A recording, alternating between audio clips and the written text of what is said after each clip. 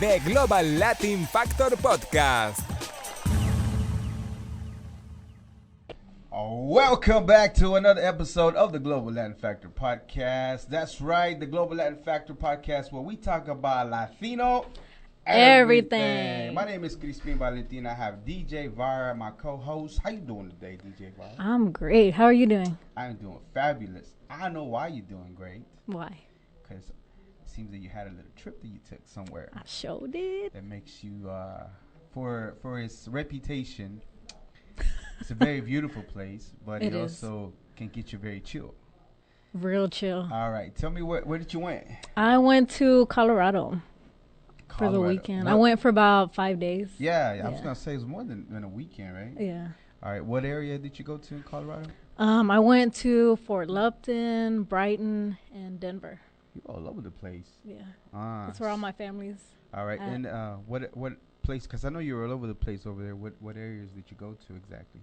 Well, I got to go. A specific like sites and stuff like that. Well, I saw the where the Denver Broncos play. Oh, at the stadium. Yeah. Mm-hmm. I found out that there's actually a bar near the stadium where they only, like on game day, they only allow people with cowboy jerseys. I saw your post that I was going to comment something because there's actually one, like, there's in a lot of cities. Like, there's one in Tucson, Arizona.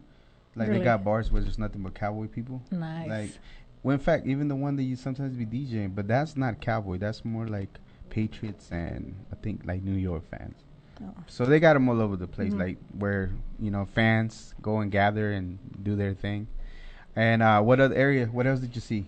I got to go to the mountains. So I went to the casinos, Black Hawk. Did you go to Pikes Peak?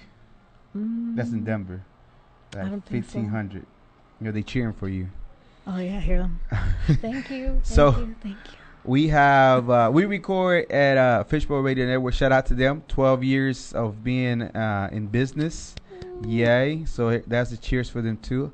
We record at an old stadium that's still functional, that so happens to house Friday Night Light games that I was not aware of. And it slipped my mind when I changed the days to Friday. So we record Friday. So if y'all hear cheers, don't worry about it. Just focus on what we're doing right here. All right. So what else did you see over there? I'll say you saw the stadium, you saw the bar with the Cowboys fans gathering. What else? Well, I went to the mountains and then, I just hung out with my family a lot. Yeah. What mountains was it again? You don't remember the name of them? The big one? The big ones. Pikes Peak is the one, I think is the biggest one. It's 1,500 feet up there, like above sea level.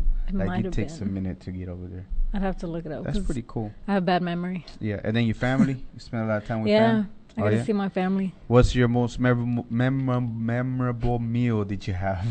Memorable meal? Memorable meal, yeah, like one of your favorite meals that you have over there while you were over there. Oh, man. You're not a foodie, right? You don't be just looking for food, like particular dishes? Well, I'm on a seafood diet. Oh, you so see I it see and food and I eat it. You didn't know that? Ta-tan. All right, so I went to Las Vegas. So I have this urgency for whatever reason to just take a spontaneous trip to Vegas. So within 3 days, I made it happen. I booked everything. It's pretty reasonable pricing still. So I went to do a gig on Friday, and that day my flight was leaving. I left about 10:30. My flight was moved. Okay, so if you're traveling right now, advice. I don't know if it happened to you, right? So my flight was supposed to leave at 10:30. I got there with enough time to make it to my flight, do everything, and then be on there. So when I was getting to my gate, I started hearing something. If you're flying to, and I heard Vegas, I'm like, did they say that they moved my gate? And sure enough, I get to the place where I'm supposed to be at, and I look at it, and then that flight's going somewhere else. And then I hear it again, like, see something. I was like, oh my goodness. So I have to make my way over there to the train. That happened to me. Yeah. Move it over. Finally make it within like 20-something minutes before my flight left. And then I got in my flight. I almost missed mine on my way back. For the same reason they did that to you? Well, because also I was late. So I was running. I was cutting in front of people. See, what happened was I was on time, so that was not my doing. But it is happening a lot, the moving gates, right? Yeah, because I actually ended up being on time because I ran so fast. But then they changed my gate 3 times. And I was like, man, if I wouldn't have been here, I wouldn't have known. If anybody works at any airlines, can you tell us what's going on? Why are they changing so many gates so much? Yeah, I know. Stop changing the gates. At the time that I left, I know there was a storm, so I don't know if that had anything to do with they changing my gate, but I know that happened. So again, I have no idea, but I know that happened, and I know that Vegas, by the time I was landing, had some storms too or something like that. So anyways, so I get there, check my hotel, go do my thing. What'd you do? Stuff, sightseeing. Went to play a little gambling, little club, and just one around Vegas, because I've been there before a couple of times, but this is the first time I've been sober going over there. So it's a difference, it's a whole difference. There's people that are very strange. They're having a good time, but I'm just saying, it's just, you see it with different lenses when you go over there. So it was cool.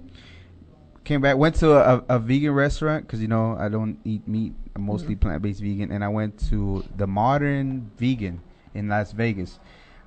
So I so happened to be that usually, like vegan stuff, they don't really give you big portions of food. So I order 2 appetizers, and I order my main course, which is like tacos. And every freaking thing was big. I couldn't eat it. It was too much food. You know what, that happened to me, and when I was at the casino, I ordered some lo mein. I thought, they're going to bring me this little plate. They brought me a mountain of lo mein, and I had to take it to go. Bunch of noodles they brought you. Yeah. That's what's up. All right, so that was my little trip. Came back within 24, 25, 26 hours somewhere, and then I was already back and ready to go again. We're already planning my next trip, and I'll tell you when I take off. All right. So on this episode, we're going to be telling you, remember, we call them episodes, but in Espanol, we call them capítulos, because we bring you stories of these Latinos. They're making an impact, have made an impact, and continue to do so and make a difference. And, on this one, we have very, very, very unique stories. From living in an apartment to cooking and in a closet, to having a growth syndrome that might prevent you from, growing to a full-size person and becoming one of the best football players there is, to self-proclaimed, but I don't know if he's self-proclaimed because he has books of the king of ceviche. There's a king of ceviche. There is a king of ceviche. I'm going to tell you all about him in this episode. All right, let's get into it. First Latino, Jorge Gilberto Ramos Ávalos, a.k.a. Jorge Ramos. Jorge Ramos, that's right. Born March 16, 1958 in Mexico City, Mexico. He's a Mexican journalist and mostly one of the most famous Hispanic or Latino newsmen in the United States. He's well known for he has different programs in Univision. One of them that's well known is Al Punto. And he did a fusion of mixed English and Spanish programming with Fusion TV. And they kind of mixed stories, they went and cover. Do you know how many places he's been, historical events he's covered? He's covered about 5 wars. Yeah. So, and tell me a couple of the other ones that he's covered before. Well, he ranged from like the fall of the Berlin Wall. Yeah. And the war in Afghanistan. So, war in Afghanistan. Even, again, so Berlin Wall, if you don't know about it, that was like when the wall of Berlin was taken down a long time ago in Germany. If you don't know about history, I don't know much either, but I know that wall was taken down. And, of course, the war in Afghanistan is prevalent now because everybody's talking about it, because it was time to leave. And what do you... okay, so do you know... Have you ever heard of Jorge Ramos? Yeah. I know you've seen him before, right? Yeah. Yeah? What do you know He's about him famous. at all? Like off the cuff. I mean, I know we did some research, but off the cuff, you know anything about him? Besides being in news and looking like... He's been around a long time. Anderson Cooper. He looked like Anderson Cooper. Oh, yeah. Okay. So he is... Okay, let's talk a little bit, just a little bit, about the Afghanistan war, because everything that is happening right now. What's your take on it? Do you care? Are you interested at all? I know you don't watch a lot of stuff, but have you heard anything? Facebook stuff, that people be posting? Anything? Little bits and pieces, but I forget. What about you? Here's my take on it, because I'm ex-military. It's gonna sound bad, and I'm so sorry for these people that are going on with things and lives being lost. It's not good when any lives are lost at all, especially, well, not especially, but overall, any loss of life is a sad thing. Especially with this really not a. I guess the purpose of going over there was to take out Osama bin Laden and Al Qaeda, and then that was done, and we stayed there for I don't know how many reasons. I seen some reporting that they asked relevant politicians why we there, and they couldn't even answer the reason why we've been there so long. So to now having to make the decision to take them out, because the previous administration had already signed an agreement to take them out. So this administration honored that and took out the troops. To the military being trained by us being taken down like quickly, it's just like sad. That means that you don't really have a will to fight for your own country, and that's not okay. After a while, you have to have the will to defend your own homeland and fight for your country. And the loss of lives of Americans being there, and you're not willing to do and defend, just doesn't sound okay to me. Yeah. I just don't like that. And not to mention, even though he is Jorge Ramos is in the news and he does the news, and I think he makes every effort to do the best thing he can to report accurately. Unfortunately, the news, like for me, right, just relevant, like looking at the news, there's no way that the world stops. Nothing else is worth reporting to say the same story over and over. You know what I mean? Like there's no way. Or maybe 3 stories repetitive over and over and over. That's just no way. The world doesn't stop. So meaning that it's a purpose why they're running the same story to create panic amongst the public, and I don't like that. And a lot of the times, other entities, companies that have more money than the politicians and everybody else, have a lot of influence within the news. I don't know how much leeway he gets. I'm pretty sure he does best that he can, but he has a boss. He doesn't own the network, right? So eventually he gets told after a while, this is what you need to cover, even though he might say that he doesn't, and whatever the case might be. Believe me, bro, you do. You might not, but you do. So that's what I don't like. The fact that the news covers the story makes you think there's the same thing happening over and over. Because, like, Afghanistan is a whole country, right? It's a big country. And all of a sudden they focus on this small area. Like, what else is going on in the other areas, Is it the same thing? Do they even know what's going on? They don't want us to know. Again, it's just so weird to me. I just like whatever. But anyway, back to Jorge Ramos. So again, I hope the troops come back. I think everybody from the last time I heard, everybody's already out. So I hope everybody's made it back. And you do have to defend your country. After a while, you have to, fight for your land. All right. So he is a Roman Catholic, even though he's not a practice. Now he claims he doesn't believe in Catholic religion, or he doesn't really exercise being religious. You know why? He claims that when he was in Catholic school, because that's where he attended, he was actually abused by priests. Abused? I don't really know exactly what he meant by, like mistreatment or different abuse. Mm-hmm. Unfortunately, the Catholic religion does have a lot of bad publicity with certain things that happen with priests and children. It's not like I'm making it up. It's all over the news and different things like that. You know what I mean? Mm-hmm. And he wanted to interview the Pope, but I'm pretty sure the Pope doesn't want to answer any questions because, certain questions he might ask, he might not like the answer. Or does he get interviewed though? I think he's given interviews before, if I'm not mistaken. Yes, actually he has. Yeah, there's a few people that has gotten to talk to the Pope and stuff like that. But I don't know if it's one-on-one sitting down. I think maybe it's just general questions. Maybe not. Honestly, I don't know. And so he, again, he does not really a very advocate religious person anymore. He went to Bosque de Achegaray. He was raised in the neighborhood of Bosque de Achegaray. That's the neighborhood he was born. In Neucalpa, that's a suburb in Mexico City. I don't know what that's at, but if you know where is that, please let me know. Okay, so, I don't know if you watched one of the videos. So do you know why the reason why he left Mexico? No, why? So, Jorge Ramos was given an opportunity to be in the news in Mexico. So he took it. And he didn't like the way that the Mexican president was handling stuff. So he decided to cover that and sue the president of Mexico. So did he win? His boss didn't like that because whether you want it or not, Mexico has a history of corruption, like well-known corruption. Mm-hmm. At that time, there was they call it Los Pinos. Los Pinos is the equivalent to the White House. Okay. So that's where the president lives.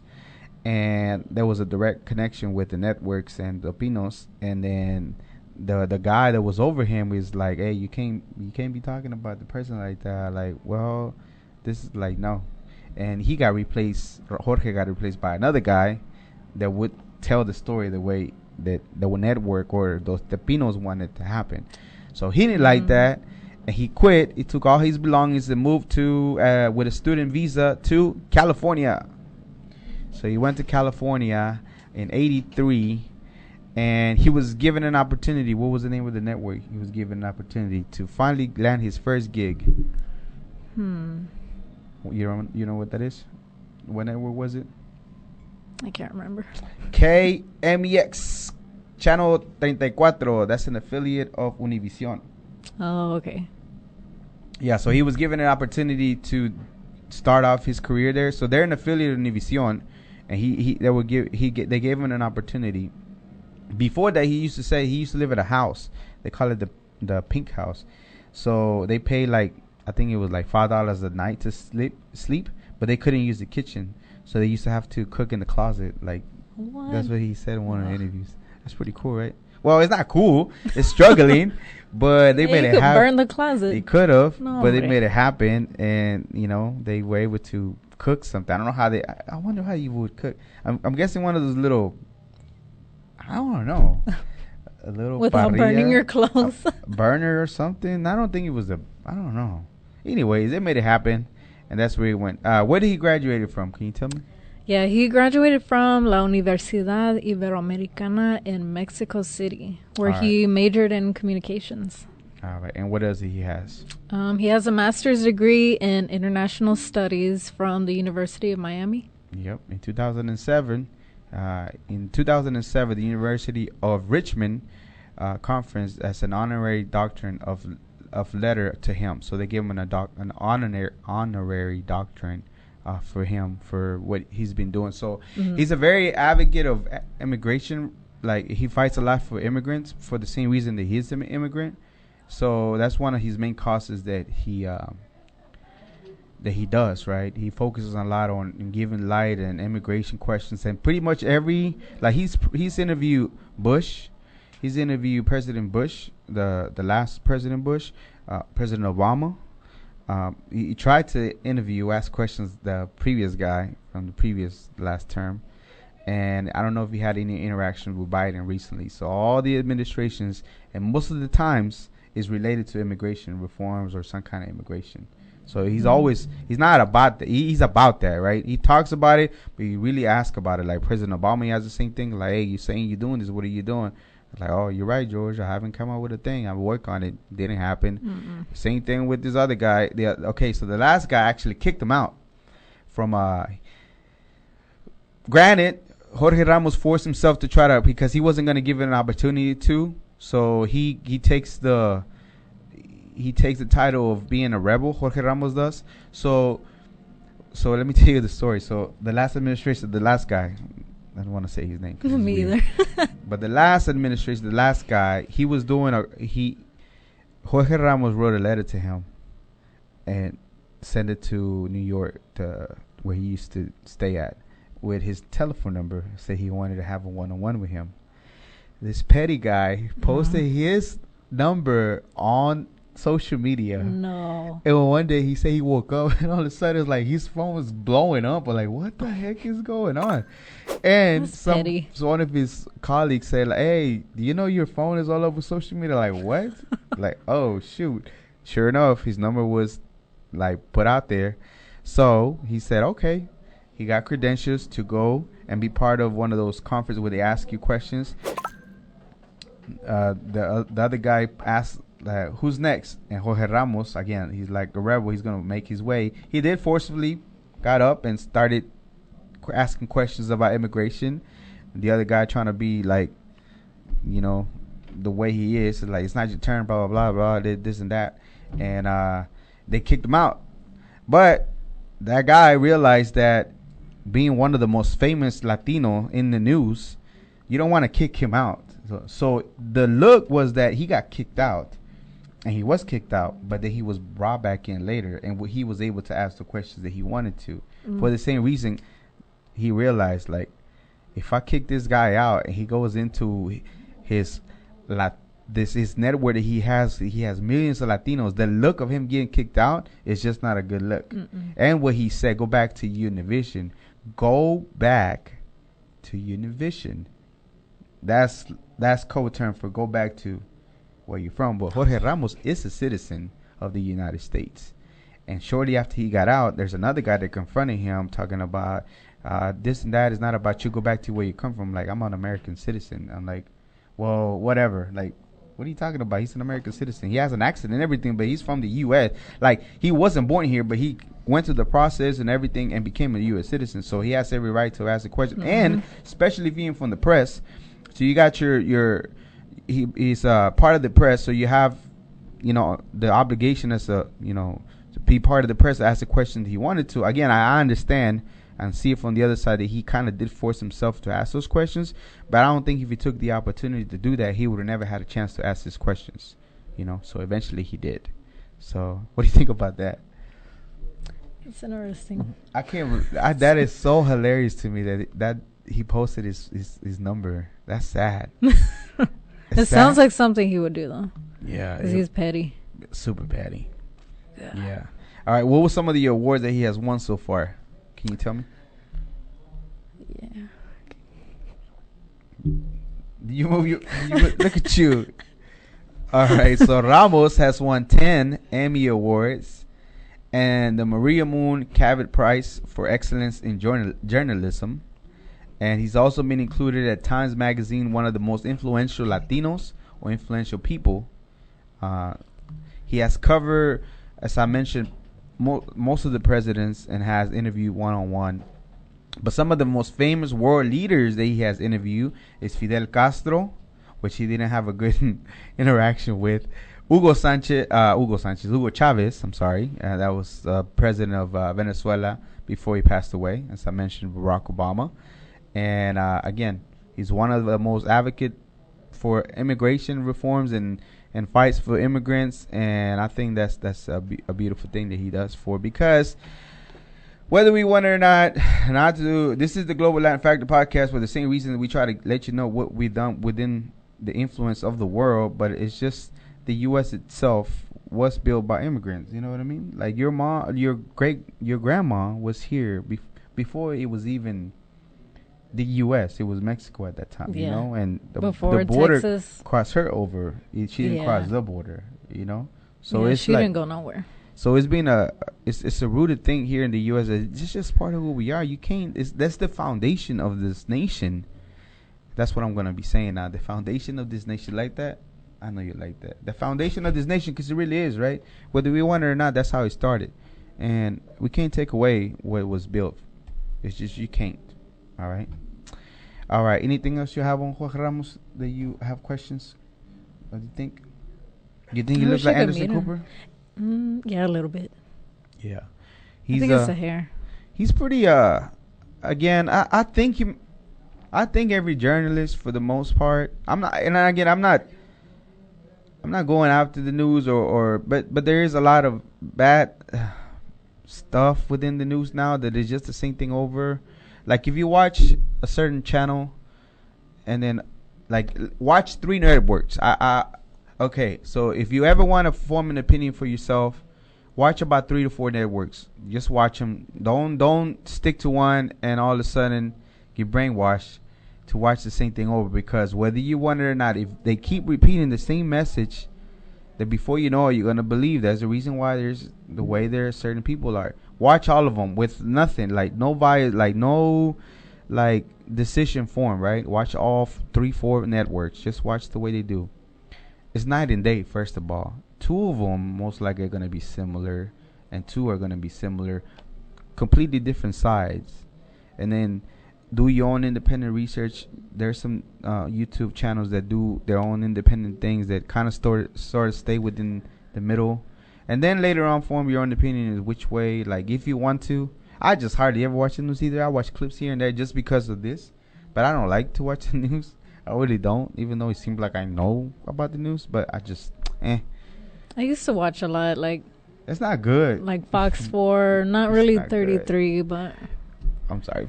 Channel 5. Fox is not the best one to watch. If you're going to watch anything, make sure it's not an opinion host. Make sure it's an actual journalist that has a degree in journalism, that is like an actual reporter that's been out in the field and talks about the actual news. Not somebody that renders their opinion that the background just looks like the news, but it's not the news. You know what I mean? That's like a front. Because it's not the news. They look like the part. They have the. I can come. I'm gonna do a test too, and where I'm gonna be dressing like in a tux, and I'm gonna see if we get our views up. I'm just gonna play with y'all. Sorry, I'm just gonna. What should I wear? Same thing, something sophisticated. Oh. And we're gonna see if we get more views, because it's an image, right? It's all in our heads and our brains embedded that we look like somebody that's an authority figure. Like looking like this, I'm pretty sure we kind of don't, even though we're gonna be the one of the most seeked Latino channels. But at the end of the day, it's still the same thing. It's just like the look itself goes with it. But it's not the same thing on podcast, because a lot of times it's just the voice. So, all right. I forgot to say something. So, in my Vegas trip, I met some real cool people within that time frame, and one of them was a veteran from, like, I forget what war it was, but he was like an old school veteran guy. And then I met Marlene, which was one of my Uber drivers. Shout out to her. I didn't tell her about the podcast, but I told the people about the podcast. There's, I think, Steven, and then there's Ben. He's a teacher, and I'm so sorry, but I can't remember his wife's name. They gave me food and everything too. They were giving me Indian food. That's nice. Yeah, they went to a wedding, and I think it was Arizona, and they were coming back from a wedding, and they gave me some food, and we just had like this. I was telling them about my crazy theories, and then we were just going back and forth. We had a couple of disagreements, but mostly it was very just like. It was real cool to get along with him. And Ben and his wife, I'm sorry. I know she's going to be a teacher. She's going to be a teacher. I apologize. I can't remember anything. It's so difficult. I don't want to mess it up. And but it was real cool. They said they were going to check out the podcast. If they do, send me a message. We'll link up. But it was awesome to just meet some like random people. And we were just chopping it up for the whole. It was almost a 2-hour flight. And we did not stop talking not one time, like the entire time. It was so freaking cool. That's cool. Yeah, it was all awesome. They sound like really nice people. Yeah, so shout out to Ben and his wife. And I know good luck on your journey. She's going to become a teacher. Nice. She feel like it's something that's going to be bringing fulfillment to her. So, and I appreciate the food very much. It was spicy, but it was delicious. I loved it. All right, okay. One thing that we talked about in the plane was cloning. You remember that? You remember a couple years back they were talking about cloning? Yeah, like cloning and then putting a chip in came after that. No, cloning, they actually got to clone some kind of sheep, right? They actually did. Oh. So they actually cloned the sheep. But then what happened? We haven't heard from it. Why? Yeah, where is that sheep? That's what I'm saying. Where's the sheep? Not to mention what happened to cloning in general. This is not a conspiracy. This was actually in the news. Every network was covering it. The sheep was born and cloned.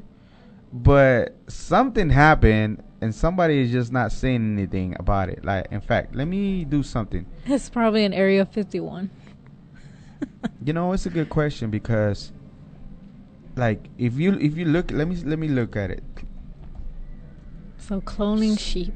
Yes, there was an actual cloning of a sheep that happened, and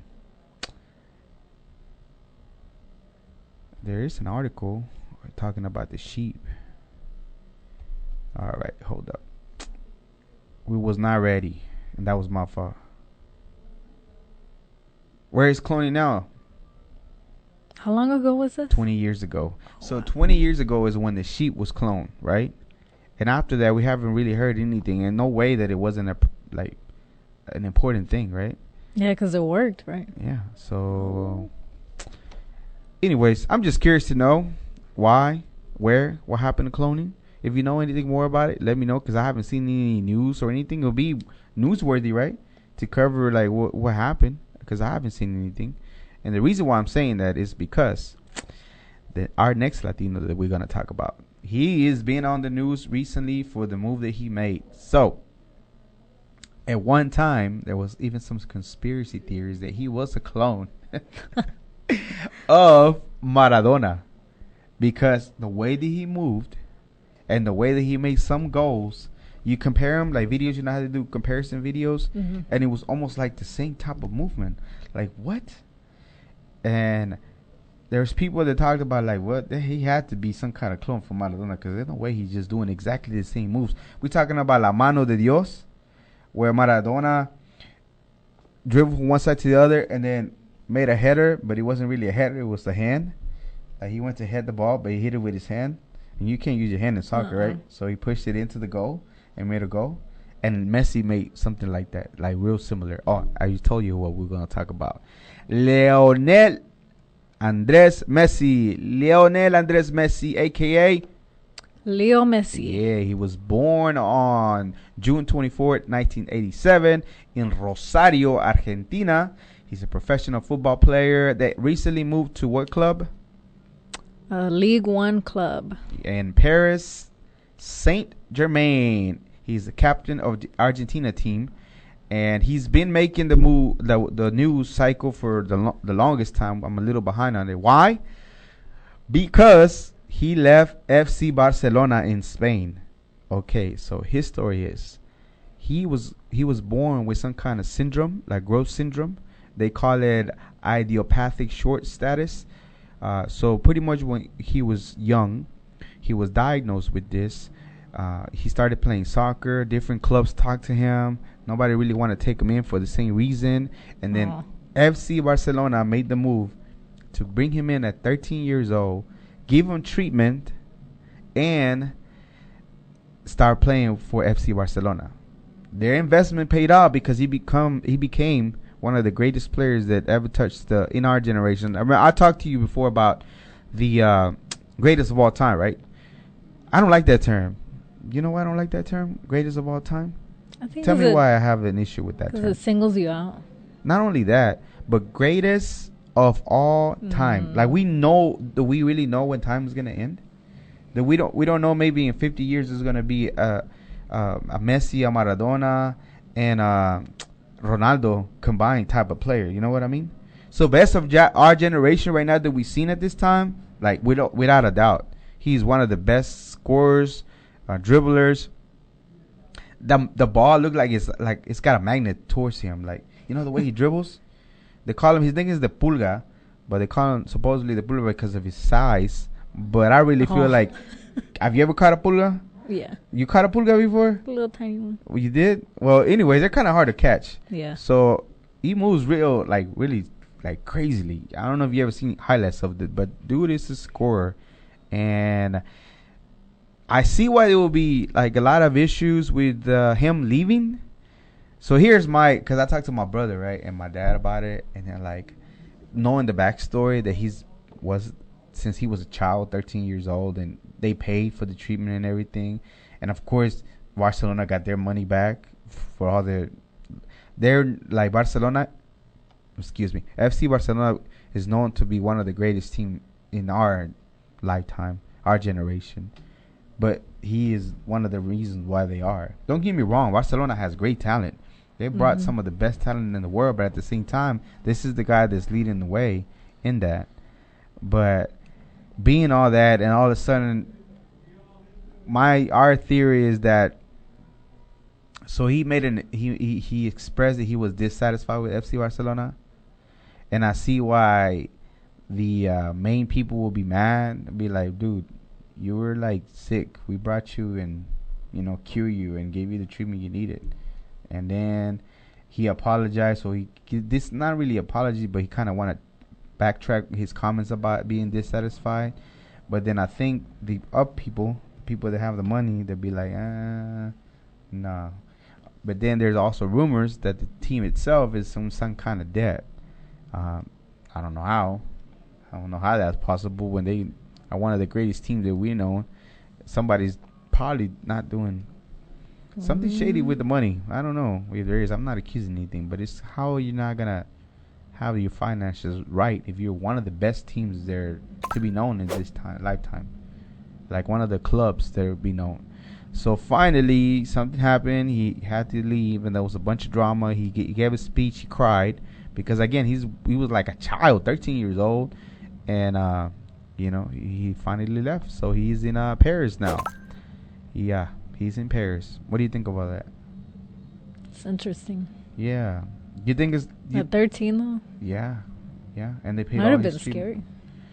Well, he was good. Everybody knew he was good. As soon as they saw him, they knew he had talent. Like you could tell.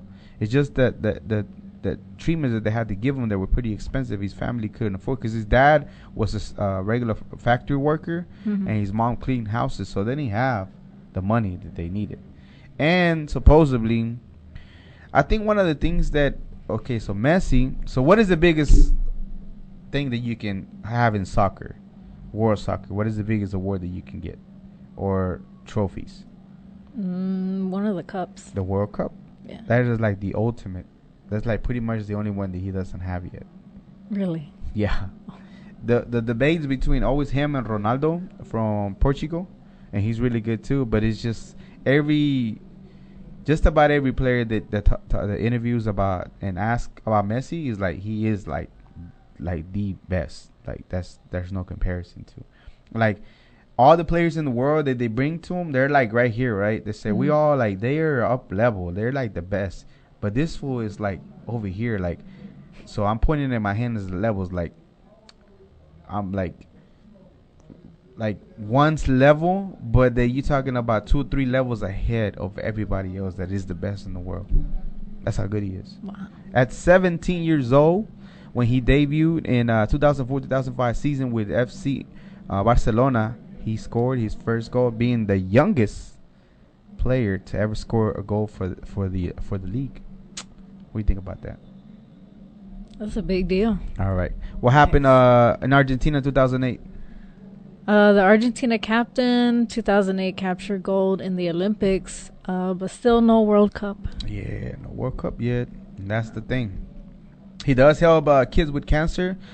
I think for whatever, I don't know if I see him as like the leader type, like the cap. I know that he's a captain and everything, but I think supposedly he has some kind of autism that they said is like real, like rare. But at the same time, I can see because he's a little bit awkward, as you can tell. I never interacted with him, right? But just looking at him, you kind of see like maybe a little shyness. But at the same time, they feel like it's for the same reason that he's just like that. Like his interaction with people and things like that. And they say, I don't know if it's true or not. I don't know if he have been diagnosed, but it might be for some kind of autism that he might have. And maybe that's the reason why he hasn't got his team. Even though he's inspiring, he's the best. After a while, you need a little bit of... first of all, there's no such thing as alpha male, beta male, this retarded talk about alpha female, but that's made up. That's not real. There is real leadership qualities among humans that we do have and some people possess, right? But as far as all that talk about that, like, no, dude, you're just acting like an animal in captivity and trying to be territorial, like, this is my spot. But there's no... Do you believe in those terms? Have you ever heard of them? Yeah, I've heard of them. You think they exist? No. This guy this guy, a long time ago, right? So the origin of the story is that this guy researched wolves in captivity and realized that some of the bigger wolves are like they were very aggressive and territorial, so he called them the alpha. Years later, he studied the same wolves, or not just those same wolves, but the wolves in the wild, and realized that they don't work like that in the wild. So he wanted to trace back that wasn't correct. He made a correction. There's no such thing as alpha male, but too late because our little minds love titles and love to put ourselves as labels about being alphas and this and that. Ran with it, and he couldn't backtrack and correct it anymore because he already took a life of his own. And people love those terms. Like, y'all love to put labels on each other. But get the part of just being a human being and whatever. We're still a title, whatever, right? But what else do we have? But y'all be loving to put, like, I'm an alpha this. I heard the same thing about The Lion King, how they portray that there's a Mufasa, and then you got to take the kingdom. And in the wild, like, it doesn't work that way. There's not one male king.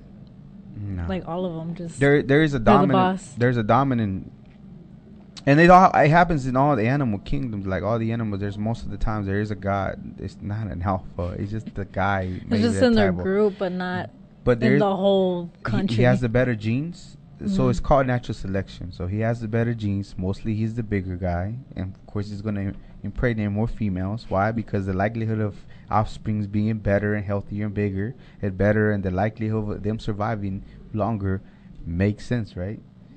So that's all it is. There's nothing about all this other stuff, but people love labels, bro. Like Your Highness. I'm a this. Hey, and I'm sorry if you're gonna take offense to it right now. You're probably gonna cringe. You're like, I'm a this and that. I'm a close the channel right now. Like, okay, that's fine. Don't take it personal. I'm just saying, because I'm attacking your identity of the label that you put yourself in, that I'm this, that all of a sudden you're going to take it personal. Bro, it's not. Look it up. Google it. Google about that. It's real. I know you don't want to because it's part of your, or ladies, it's part of your personality, but you look into it, that's what really happened. That is the real story behind those terms, and they're not real. Yes, there's definitely leadership qualities, and I told you can portray that in people if you put them in suits and make them look that. Why do you think we have a president? Why do you think they make them look a certain way and have them shaped? There's a reason for it. It's not, they don't put them in there by accident. It's because we kind of want to look at somebody. And there's a test. I'll go into a test later on about it. We'll talk about leadership at another time, and I'll tell you why you can be manipulated into thinking there's a leader and there's really not, or we're so brainwashed into thinking that all of a sudden we just believe of like a, not a dominant but authority figure, and we can take commands from them without even realizing that, going against our will, kind of, even our better sense, and still do things that we, without us wanting to, because we have authority figures that might tell us. Anyways, moving on. So in 2012, he set a record for most goals in that calendar year. In 2019, he also was named Balón de Oro winner of Europe, and has won that 6 times. So, fun fact about him. Tell me why he's named the way he is. Well, he was named after Lionel Richie because his parents were big fans. That's a fun fact. I saw it online, so you know it's real. But if you know it's not real, let me know. But supposedly that's the reason why he's named the way he is. Yeah, that's pretty cool, right? Mm-hmm.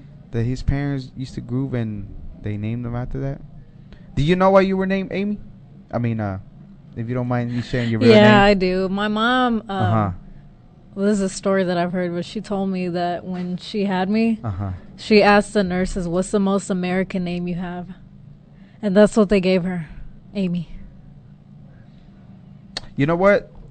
You know, some parents do that on purpose for the same reason, to have better opportunity for their kids whenever they're making applications. That's why she did it. Yeah, too. No, that's real. That was like, she was thinking for your future. As crazy as it thinks, because people be looking into this stuff. But then my last name is still Hernandez. Like, really, like. Maybe she was thinking you'll get married young to an American, and you have an American name. It makes sense. So I'm saying, like, it does make sense. So why she would do, but she's not the only one. There's a lot of Latinos, just like they didn't want them to learn Spanish. The same thing. Trying to make the most American name possible. Yeah, I've actually met a few Latinas who are named Amy. Really? Yeah. That's pretty cool. Yeah, I know a few actually. And we were around the same age. Yeah, my tax lady, Amy. Her name is Amy, and she's probably about your age. Yeah. I went to high school with one, and she kept skipping school all the time, so they'd always call, my parents' house and tell me to come to school, but they would never look at... confuse y'all? Yeah, because they never looked at the middle name. They just find Amy Hernandez and call my house. Notice I just disclosed her first name. She disclosed her full name. Only in this capítulo. Yeah, on this capítulo. Never again will be seen. Mm-hmm. All right, so what is the kind of records he holds, Messi? He holds the most goals in La Liga. Mm-hmm. And La Liga, the European League, season 50. Most hat tricks in La Liga, he has 36. And the UEFA Champions League, he has 8. And most assists in La Liga, 192. And La Liga season, 21. And La Copa America, 17. Yep. So these is the most recent statistics that I got from the internet. So don't blame me. The UEFA Champions League 8, La Liga, which is where he FC at that time. So now he's moved on to something else.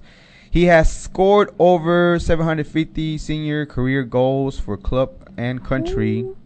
And has the most goals ever by a player from a single club. It's impressive. That's a lot of goals. That's a lot of goals. Anything else you have for Messi? Nope. It's very interesting story for him for the simple fact that the way he played out now that he moved on and he's all over the news for this, and also the story that goes way back again when he was very young, that people saw that he was he had a talent, and a lot of clubs passed on like relevant clubs passed him on because of his growth hormone but deficiency, but still FC took a chance at that time. And again, I think it was a mutual benefit for them, because at the end of the day, he ended up giving them lots of trophies at the same time that, they compensated him. Mm-hmm. Whatever the reason is that they decided to part ways, he's with another club now. I'm pretty sure he'll be back years later, maybe to retire there, or maybe go back to the homeland, Argentina, and retire there. But, yeah. And you know one thing that he does when he celebrates? He always celebrates kind of like this, always points up. And there was different things that I seen that the reason why he did that. One of them is, religious, because he has a lot of religious tattoos. He has a lot of tattoos too. You might not be able to see it, but he has a lot of ink. But he goes like this because I think, this is all my assumption, either because he thanks God, or his grandma, because when he was young, he almost stopped playing. He stopped playing for a long time because his grandma passed away when he was young, and he didn't want to play it for a long time. So he finally actually came out, and then he used to, I don't know if it's a reminder for his grandma or God, but I think I'm in the right direction of the reason why he celebrates like this all the time. Yeah. All right, you hungry? Yes. All right, we're gonna get some grub after this. Check it out. We have our next Latino. You know what ceviche is? Of course, yeah. What is ceviche? Ceviche is good. Okay, what is it? It's a mix of shrimp. It's like a cocktail. Mm-hmm. Yeah. Okay, so ceviche, if you never heard ceviche, we'll probably do another episode on ceviche by itself. But the most common, at least for Mexicanos, because there's different countries that have their own ceviche too, right? Yeah. I didn't know that for a long time. It's made a bunch of different ways. There's different ways to do it, but the main thing for ceviche is that is the you can say the foundation of the ceviche is mostly fish, some kind of fish, cooked with lemon juice. Mm-hmm. So you you put the fish, you cut it in cubes, and you squeeze the lemon juice, and you let it sit for a long time, and then you can garnish it with different things like that. With this next gentleman, his name is Douglas Rodriguez. He took it to another level, and I'm going to tell you all about that right now. Douglas Rodriguez was born on July 8th in 1965. He's 56 years old in New York, and he's an executive chef and co-owner for Patria in New York, and premier Nuevo Latino restaurant, and that's what they call it. Okay, so the Nuevo Latino, if you didn't know what that is, that stands for some kind of modern and more sophisticated version of Latin American food. Nuevo Latino. That's the term they use. I don't know if it's still relevant, but that's what his style of cooking is. Okay, he was born from Cuban parents and moved to Miami when he was young. When they were young, but he was born in New York. And after going to school and he began loving cooking. Like, he used to love cooking. Like, have you ever heard of Nuevo Latino? Because I never heard of it until I started looking into Nuevo Latino cooking. No, not in cooking. Not in cooking either, but it's pretty cool. So, tell me, who inspired him? Who inspired him? Julia Childs. Have you ever heard of Julia Childs? Yeah. You heard of her? Well, tell me about her, because I didn't know about her. She's the one that inspired him. I hear she's a really funny lady. She knows a lot. So she's really, like, informative. Okay, so she used to do a cooking show. I don't even know if she's still alive. Let me look her up. Hold up. I think she is. She's gone? She passed away? All right. Yep, she died in August 13 in 2004. So the lady was a very well-known, like, she was on TV, and it was she had a cooking channel. I think it was one of the first ones, right? One of the first very few cooking channels way back in the days. So he said that he used to, like, fight his, like, to watch, like, he didn't want to watch cartoons or anything. He wanted to watch her cook. Because for whatever reason, and she has influenced a lot of chefs, not only him, but has influenced a lot of, like, people. I bet, like, Martha Stewart. I'm almost for certain that she has some influence. Pretty much a lot of them, of not only Latinos but chefs were influenced by this lady, which I didn't know who she was until. But it's pretty cool. Do you remember watching her at all? Yeah, while I was growing up. Really? My mom would watch her. She used to watch it. Did she learn how to cook anything?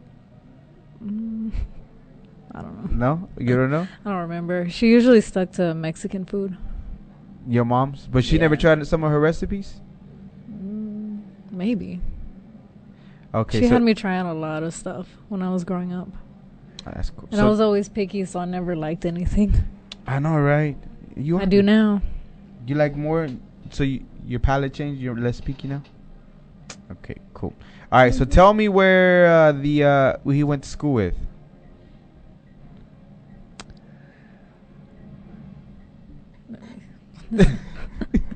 In my notes. The Yuca restaurant? Yeah. Okay. Okay, so pretty much this is what it is, right? Like Nuevo Latino flavors, and this is what I picture whenever he thinks about cooking. Like, there's no limitations to as far as cooking, right? Like, he'll make like a Cuban dish, but he'll do different Latino ingredients, like maybe something that they might not use. He might bring something else into it and replace it and try it out, and try to make it more white tablecloth, meaning more sophisticated, where people can, like, more fine dine than anything. Like fancy. Yeah, fancy stuff like that. So that's a lot of the things that he was doing and continues to do, is like literally straight up just changing recipes, bringing different things.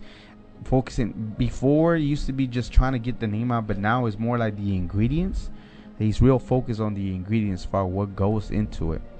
And one of the things that he did, he has a book about ceviche, and he ceviches is like no ceviche I ever even heard of.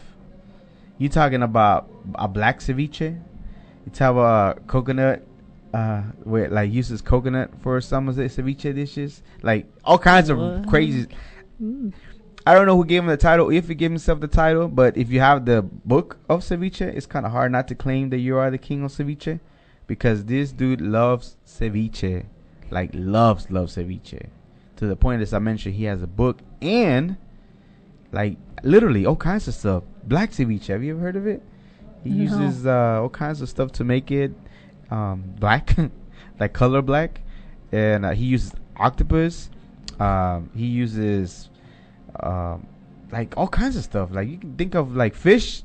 There's like a fish type of thing. He probably already made a ceviche about it. What about eel? I'm pretty sure. I'm pretty sure he's one in his books. I wouldn't doubt it at all whatsoever. He literally loves ceviche. And just about YouTube video that you see, he's making a ceviche dish. One of his recipes that he has, I'm gonna incorporate it, and because I do a cauliflower ceviche. So if you don't eat fish or meat or whatever, and if you ever want to find a replacement, YouTube cauliflower ceviche, and if you like the fishy flavor, you can add some seaweed, and it's so freaking good. Like cauliflower ceviche is like delicious. You should bring some.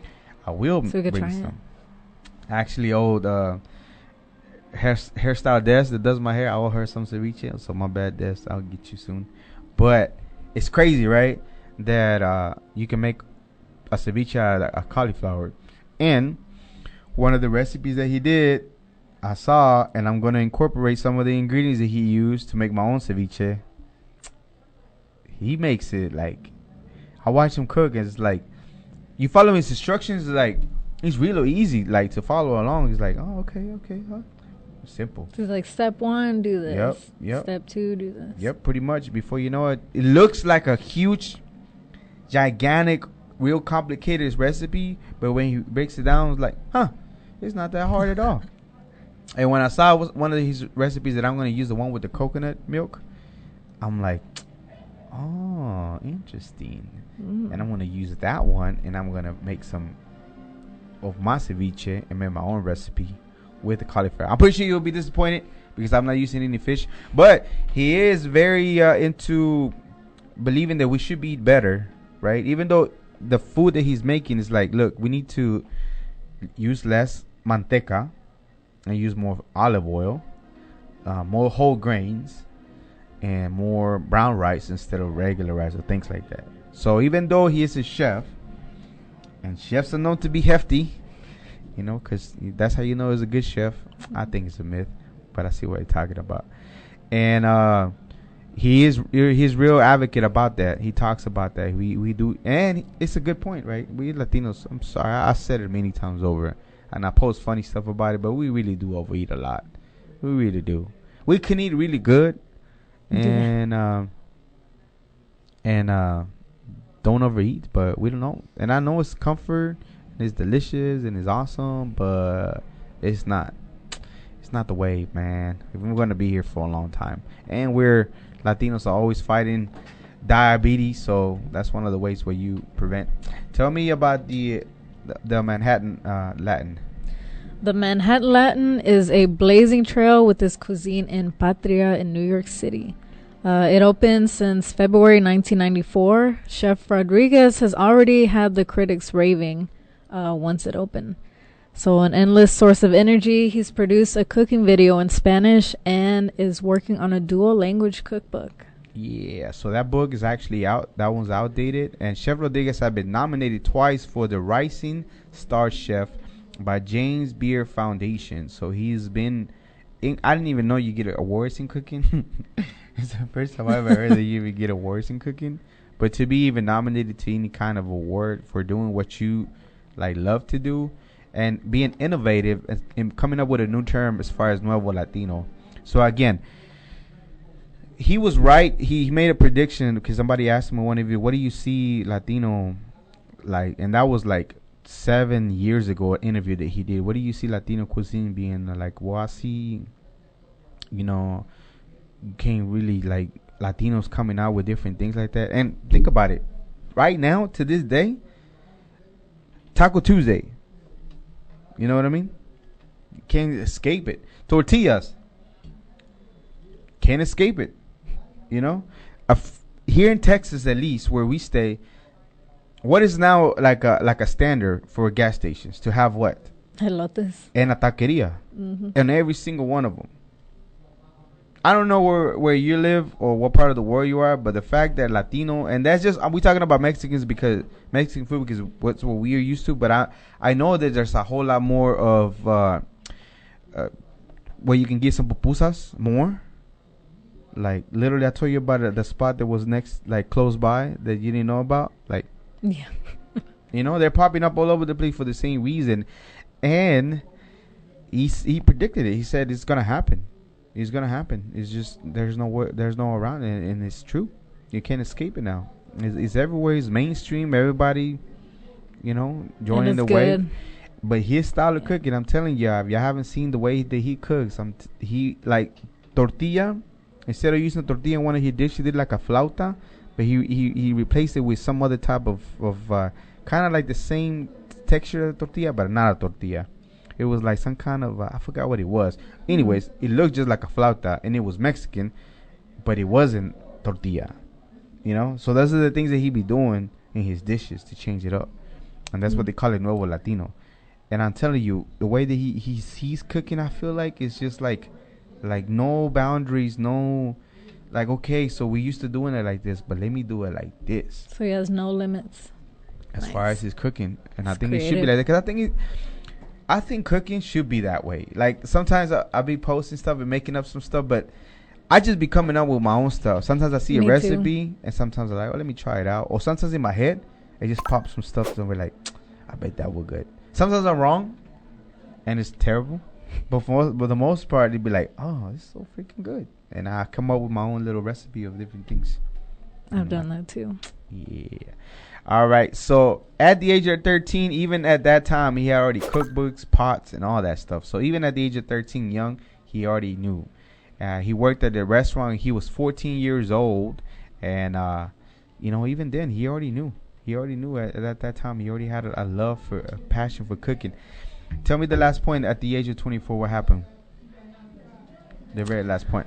Well, when he was 24, Chef Rodriguez was a celebrated Miami chef. He won Chef of the Year Miami, an award from the Chef of America, and receiving his first and second Rising Chef of the Year nominations by the James Beard Foundation. So the last bullet point was from when he was nominated, but then he actually did win some awards. And again, before, he used to be more focused on the presentation, the dish. Later, he moved on focusing on the ingredients, the actual ingredients, being more organic, being more fresh, being more like just good ingredients. And that's what I like about it. And if I have an opportunity, whatever restaurant he goes to, hopefully I can find some kind of options for me. I'm going to go check it out. I wish I would have known when I went to Florida and New York, some of his restaurants, because I would want to try it. That would have been You want to go to New York next week? All right, let's go. Boom. All right. We're over there. All right. Anything else for this gentleman? Do you like ceviche? Yeah. So you like the shrimp ones, right? Yeah. Mostly? With the shrimp. Yeah. Like, I don't even like avocados, but I put it in there and Aguacate. Aguacates. I like to say avocados, you said? Avocados. I ain't making fun of you, but it's pretty cool what you say. Yes, you are. All right, so anything else? Last thoughts on Jorge Ramos, Lionel Messi, or Mr. Douglas Rodriguez? No? They're all pretty creative people. I know, right? Push the boundaries on everything they did. And continue to do, because all of them are still making a wave. Like, all of them are still here and contribute. Like Jorge Ramos, still fighting for immigrants. It's crazy, right? Because for him, as much as, and again, we just bring you as much as we can possibly. I'm not a journalist. She's not a journalist. We bring you as much as we can. Some of our notes are not. That's my fault. Not in the way it needs to be more organized. But at the same time, we're not journalists. Some of this information is what we got online and things like that. And we bring you people, examples that are doing something. Even with him, of all the things that he's doing positive for the community, even for immigrants, then he still catches heat. You know why? Why? His abortion stand, I think. And even his immigration stand and his religion stand, he catches heat for that, because a lot of Latinos are Catholic, and I don't think he attacks them, but he wants to. I don't know if he's still hurt or whatever the case might be, but so we're not saying these people are saints. We're not saying to worship them, but at least know that there's an example of somebody fighting for immigrants that's still in the spotlight constantly all the time. Which I know you don't have to agree with the way he, and that's the other thing too that I dislike. So I feel like the problem with our world is that we want to feel so special of everything that we do is so important, not being one of 7.9 billion people, that we want to push our beliefs to be the right one. And that's not cool. Why can't we just, if you're not harming nobody, if you're not causing any harm on nobody, if you're not like literally committing crimes and things like that, then why can't you just do whatever you would like? You know, we always want to push, like, there's, in the line of religion, when it comes to, there's Christianity, top religions, there's Christianity, there's Hindu, and then there's Buddhist, and then different religions. And we're talking about billions of people within these religions. You know what I mean? So you see why there'll be a lot of conflict within the same ones, because they want to push their whatever it is on them, because it's kind of hard when you're not even the top religion, but you want to push your belief on. Just let people be whatever they would like to, you know. I'm pretty sure they all have their own relationship with, I think the creator didn't make things for you to push on others. And how can 3 billion people, let's say one religion, and 2 billion people another religion, be all correct or not correct? You know what I mean? Like, and even those within the religion, they're all divided. That is so and weird. Give their own opinions, and that is so weird. Then they change and update things when. Yeah. So anyway, it should never be touched. We getting too much into that, but again, do your own. Like, just let people be what they are. They want to worship what they want, as long as they're in peace and they're good. I think that's what it's all about. And that's just be a good person. Yeah, because again, even being the good person that we see Jorge Ramos, because anything that I've seen about him, there hardly ever any controversy of any. You know how there's always scandals of people? Yeah. Never seen it. Lionel Messi, tax evasion. He has tax problem before. He's done an amazing things with soccer and one of the greatest to go down, but he has been in the news for tax problems. Douglas Rodriguez, first time I ever looked into him.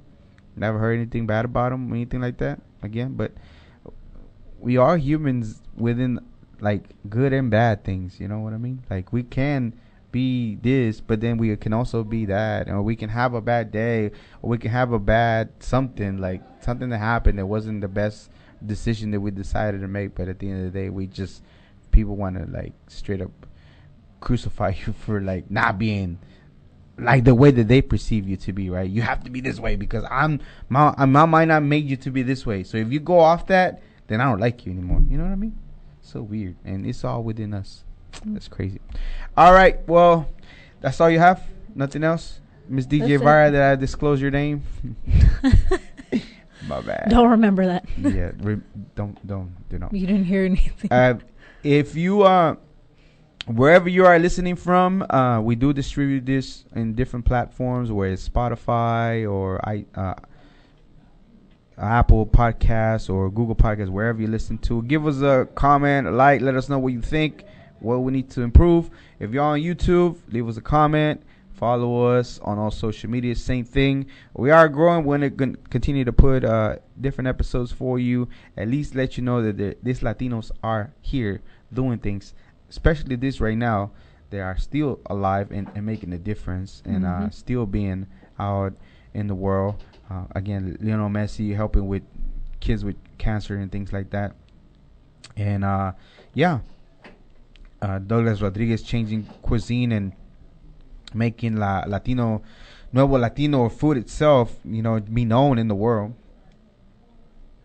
Yeah, just being innovative, creative, passionate about what they do. And winning awards for it, And know how important it is. All right. This was the Global Latin Factor podcast. This is the Global Latin Factor podcast, where we talk about Latino everything. And remember, we are just like you. We are the spice in this global melting pot that it is the world. We see you until next time. Todos en este país han estudiado